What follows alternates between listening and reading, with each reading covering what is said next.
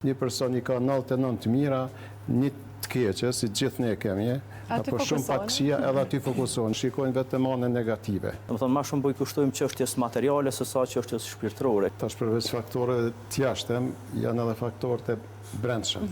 Si të thuash, nga të tjera, domethënë janë ata faktorët e jashtëm, qoftë familja, qoftë rrethi, shoqëria, kështu me radhë.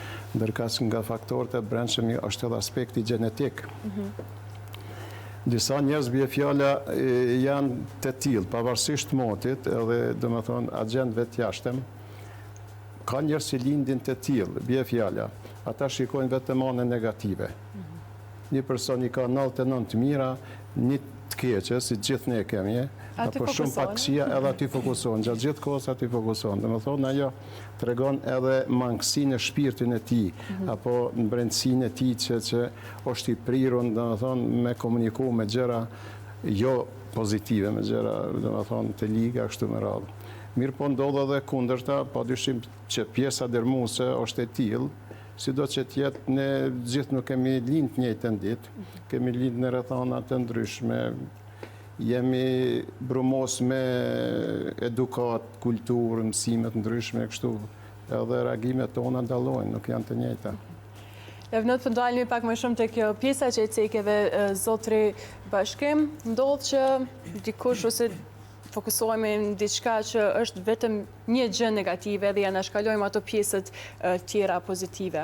Pse ndoshta ndonjëherë na ndodh kjo? Mund të na ndodhë secili prej neve, besoj në përditshmëri që ja na shkalojmë ndonjëherë ato gjërat pozitive, fokusohemi vetëm tek diçka e keqe apo negative tim. Fillimisht dashta më lidh pak prej shiut, edhe me dalt atë, edhe mu nuk e gjip se interesante që kur të bjen shi, ndryshon krejt disponime, nuk është që njëna ku më gjithë sa mirë edhe komod, nuk e gjip se ndodhë kjo, psikologja në ashta mundet me pështillu edhe më mirë këtë pjesë. Kurse sa i për këtë pjesës tjetër, nuk e di, na jemi të prirur në ashta për me ndu negativisht në shumë aspekte dhe kur i kemi në ashta 99 të mira, po një të keqe na e humbim krejt ato.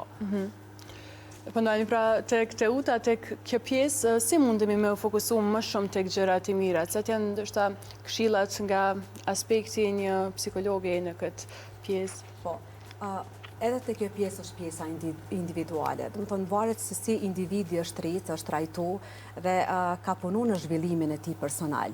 Gjithmonë vëmendja dhe fokusi që ne japim gjanave, qoftë në aspektin pozitiv ose negativ, një parformë është energjia që përqojmë në gjërat që paraprin të ndodhin ose jo. Shambull, ideja është se si ndjesh në aspektin emocional.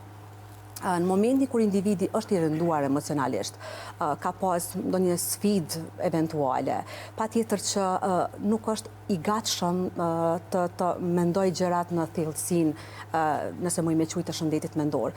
Dhe sigurisht që një farforma më shumë percepton gjërat negative, ose ka vëmendjen dhe fokusin në gjërat që nuk janë të pëlqyera shumë, ose të cilat e pengojnë gjatë ciklit të jetës, e sa ndoshta gjërat të cilat është e rrethuar apo një farforme jënë më shumë në numër nëse muj me qujtë kushtimisht se sa ato të tjerat. Është fokusi që merë për shkak të gjendjes e tij të ngarkuar apo të trazuar emocionale. Florim, dashtë të mështru diçka në këtë pjesë? Po, nëse ndërlidhen të kjo të gjërat pozitive dhe negative ose perceptimi njerëzve se si perceptojnë gjërat, nga njerë mundemi me thonë se po jetojmë në një kohë bashkëkohore ku ndryshimet janë të pranishme në shoqërinë tonë, sepse kemi gërshëtu shumë kulturat ndryshme në vendeve të ndryshme të botës, mirë po mos të harrojmë asnjëherë që kemi të bëjmë edhe me një kulturë materialiste që nga njerë po hynë brenda vlerave njerëzore, po hynë edhe kultura materiale, dhe më thonë që me një farforme po që regullon atë ambientin, të fillu nga institucioni më i lartë që është familja, mandej edhe ambientet e punës edhe çdo kënd tjetër. Do të thonë më shumë po i kushtojmë çështjes materiale se sa çështjes shpirtërore. Kjo ndoshta mundet me qenë njëra prej sfidave të cilat ne po jetojmë jetën, por me një farforme po kalojmë një fazë të tranzicionit jetësor.